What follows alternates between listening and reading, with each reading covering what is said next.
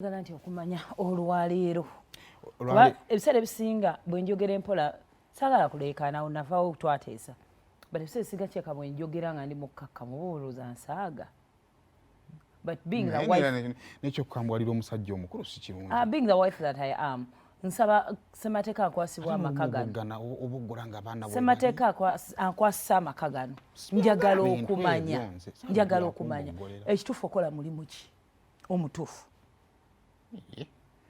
kibuzo nga kyakitobwe kubanga nsiba nenja kubeera wano twatuukanga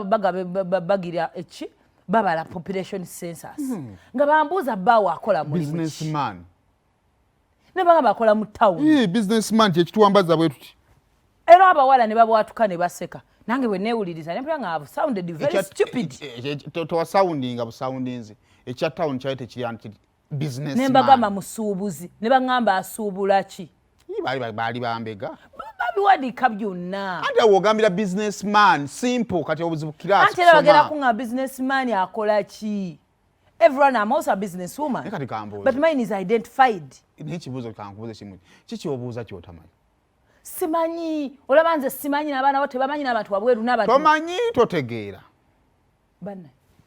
leero gwamanyi kasooli amera ali katale gwamanyi engatto z'abaana ezitambula gye ziri oyagala mmotoka ekozeeko oba empya igwe baawange oyagala nnyumba ewedde etannaggwa poloti ezi gwe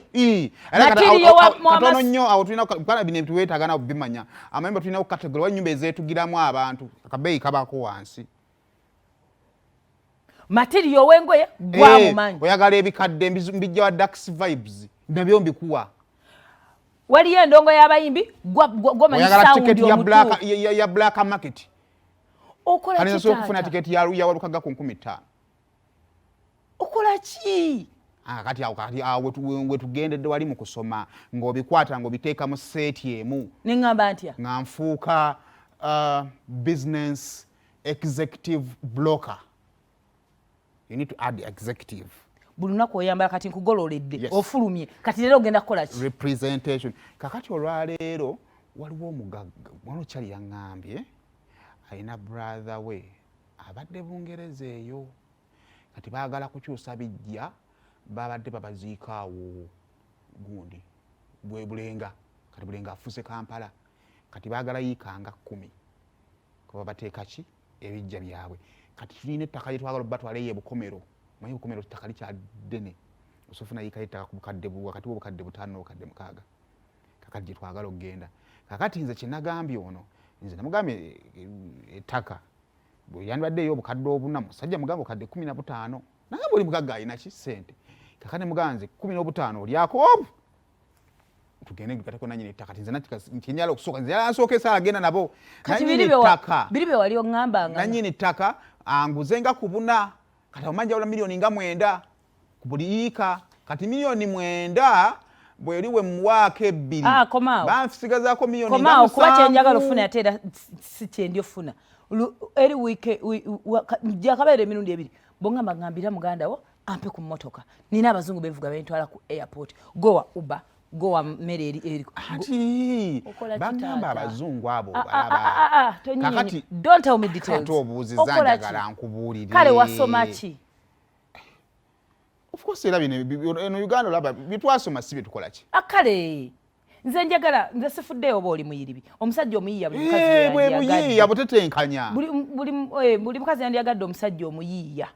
nenjagala obeeko wo staging omuntu yenna abako anti wo staging ogenda kufa enjala omuntu yenna abako nze nali mbaleko bloka wa mayumba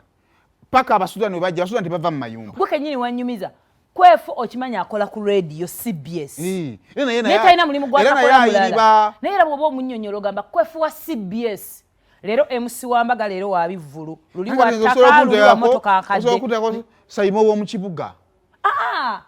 nkwegayiridde bwe ba botiki kale giteekewo it is about money va ku ebyo olaba kati Kampala kati ate olwo kibansomedde ekirala bakazi baŋŋambye waliwo eggwanga awo baafunamu obuzibu tebalina bakazi bagamba nti eri n'oyingiza buyingiza mukazi ne bwabeera kati bagenda kukwata human trafficking ankati kikedi nkyali mu kuyiiya omuntu omuyingiza otya nga tomukukusiza ne bangamye ne bwoyingi eri abasajja abali tebalina bakazi n'oyingiza omukazi ne bwabeera okwo obugagga buwedde. Njagala obeko hostage nga nkwegayiridde kikolere nze n'abaana bo. Oba ogenda mu comedy beera mu comedy manyi oli kazanyiikirizi. Bangambye lwakuba liyo nzibu muko bannange emmese eŋŋanda ozikuŋŋaanya otya tiziriko eddagala.